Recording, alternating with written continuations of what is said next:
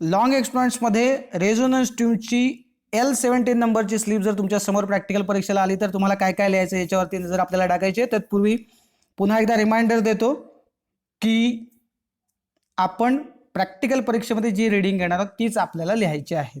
Okay, तुम्हाला एक्झामिनरना ते दाखवायचे आहेत, त्यामुळे ही रिडिंग पाठ करून लिहू नका. हे फक्त गाईडलाईन्स आहेत तुम्हाला कळण्यासाठी की कशा पद्धतीने रिडिंग लिहिली जातात आणि त्या व्हॅल्यूज आहेत त्या तुमच्या बदलत जातील. मी फक्त तुम्हाला काय सांगतोय की या पद्धतीने आहे. अर्थात ह्या काही रिडिंग चुकीच्या नाही आहेत.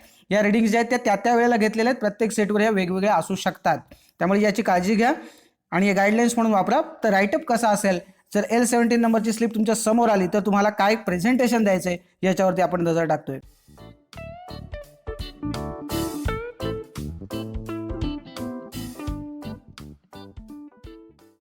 इथे काय म्हटलंय बघा, मागच्या स्लिपमध्ये पण आपण बघितलं होतं. या स्लिपमध्ये पण त्यांनी 4 ट्युनिंग फोर्क दिलेत ऑफ नॉन फ्रिक्वेन्सीज आणि एक जो ट्युनिंग फोर्क आहे तो अननोन फ्रिक्वेन्सीज आहे. करेक्ट लेंथ काढायला सांगितली आहे. ऑब्व्हियसली आपण कॅपिटल एल काढतोय and hence determine the unknown frequency of the tuning fork.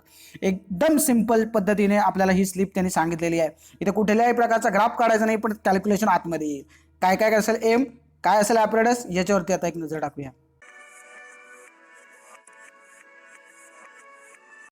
M बघा काय आहे, to determine the unknown frequency of the tuning fork using resonance tube. So इथे सुद्धा अननोन फ्रिक्वेन्सी काढायला सांगितली, त्यामुळे त्या पद्धतीने आपण काय लिहिले तर एम लिहून टाकलं. ॲपरेटस पण तेच, जे समोर तुम्हाला साहित्य दिसतंय त्यातलं लिहायचं.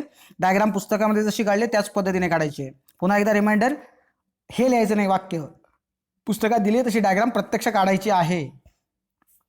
फॉर्म्युल्यामध्ये इथे फॉर्म्युला बघा, unknown frequency is equal to NL mean upon corrected length corresponding to the unknown frequency. हा फॉर्म्युला आपल्याला लिहायचा आहे, कारण की आपल्याला अननोन फ्रिक्वेन्सी या फॉर्म्युल्याने काढायची. सो NL मीन तुम्ही काढणार आहात. आता याच्यात NL मीन कुठला असणार आहे, तर तुम्हाला 4 जे ट्युनिंग फोर्क आहेत ते नॉन फ्रिक्वेन्सीचे आहेत बघा, त्यामुळे N आणि त्याची करस्पॉन्डिंग एल, त्याच्याने आपल्याला 4 व्हॅल्यूज NLच्या मिळतात, त्याचा मीन काढून घ्या. आणि corrected length corresponding to unknown frequency, भले आपल्याला तो ट्युनिंग फोर्क जो आहे तो अननोन फ्रिक्वेन्सीचा असेल, पण त्याची आपल्याला व्हायब्रेटिंग लेंथ आहे त्याच्यावरून करेक्टेड लेंथ जी आहे ती कॅल्क्युलेट करता येते. बरोबर आहे. सो ते तुम्ही लिहू शकता, ऑब्झर्वेशन टेबलमध्ये ते आहे आणि तीच व्हॅल्यू तुम्हाला घ्यायची. सो NL मीन जो काय असेल त्याला तुम्ही त्या फ्रिक्वेन्सीने भागायचं. थोडक्यात बघा, NL अपॉन करेक्टेड लेंथ म्हणजे पुन्हा त्याची करस्पॉन्डिंग एल असणार आहे. सो NL अपॉन एल म्हणजे तो LL कॅन्सल होतो आणि मग सगळ्यात शेवटी शिल्लक राहतो तो N. बरोबर आहे. NL अपॉन एल घेतलात तर त्यामुळे LL कॅन्सल होईल आणि शिल्लक काय राहील तर N, म्हणजे तुम्हाला ती अननोन फ्रिक्वेन्सी N जी आहे त्याची व्हॅल्यू मिळून जाईल. सो ऑब्झर्वेशन्स जे आहेत त्याच्यामध्ये आपण रेग्युलर जी ऑब्झर्वेशन कायम लिहित आलोय, मागच्या तिन्ही स्लिपमध्ये आपण हेच लिहिलंय, तर त्याच्यामुळे ते लिहून टाका. ऑब्झर्वेशन्स क्लिअर कट लिहून टाका, म्हणजे आधी करा, तिथे मोजा ते 3 सेंटीमीटर आहे का, एकदा घेतलेलं ते तिन्ही ठिकाणी तेच असेल. ओके, इट्स ओके, पण तो 3च सेंटीमीटर आहे का की 3.5 आहे, 3.54 आहे, 3.55 आहे, त्याप्रमाणे बदलेल. त्या प्रमाणात ई पण बदलेल मग, कारण 0.3 इंटू डी, डीची व्हॅल्यू बदलेल तर ई बदलेल, हे पण लक्षात घ्या. आणि त्याच्यानंतर ऑब्झर्वेशन टेबलमध्ये मी मुद्दामून जे म्हटलं होतं ते तुम्हाला सांगतो बघा. हा अननोनसाठी करस्पॉन्डिंग जो काही एल आहे, कॅपिटल एल, तो मी असं वेगळ्या कलरमध्ये दाखवला आहे. आणि या 4च्या व्हॅल्यूज ज्या आहेत त्या तुम्हाला क्लिअर कट एन आणि एल यांच्या गुणाकाराने येतील. ओके, आता तो करून घ्यावा लागेल लॉग टेबलच्या याने कॅल्क्युलेशन. तो कसा घ्यायचा तो आपल्याला कॅल्क्युलेशन टेबलमध्ये त्याचा उल्लेख करावा लागेल. ओके, सो कॅल्क्युलेशन टेबलमध्ये ह्या व्हॅल्यू कशा आल्या त्या मी दाखवेन. बरोबर आहे. ह्या 4 व्हॅल्यूज त्या कॅल्क्युलेशन टेबलमधून काढायच्या आणि मग इथे भरायच्या असतात.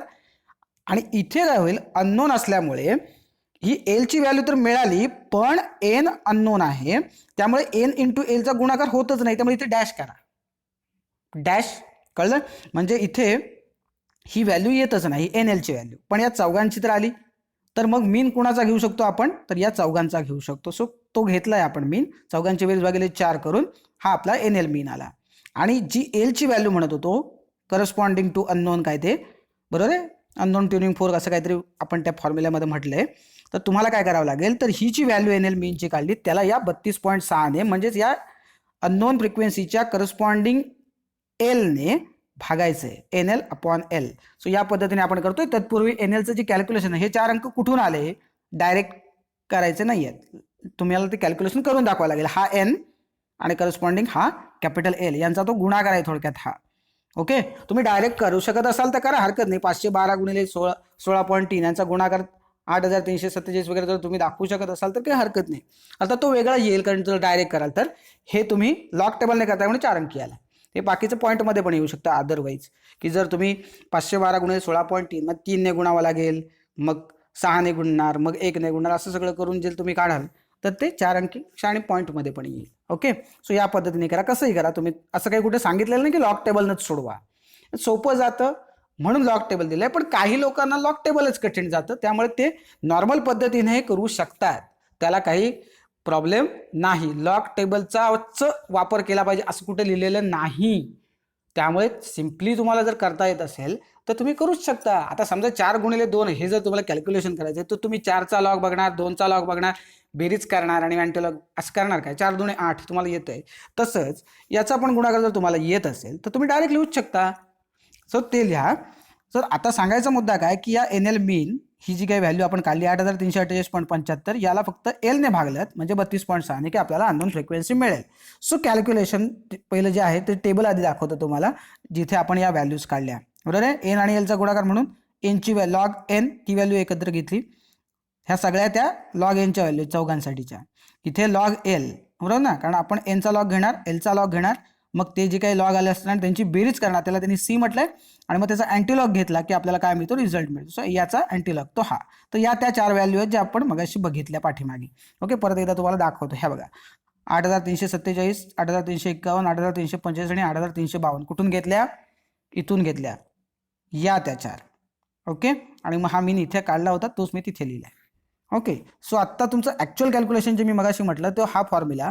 NL मीनची व्हॅल्यू 8348.75 आणि करस्पॉन्डिंग जी काही लेंथ होती ती होती, करेक्टेड लेंथची करस्पॉन्डिंग टू अननोन फ्रिक्वेन्सी होती ती 32.6, आणि यांचा जर भागाकार केला तर उत्तर येतं 256.09.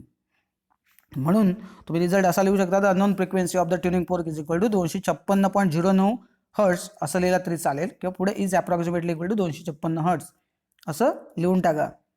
युनिट लिहायला मात्र विसरू नका.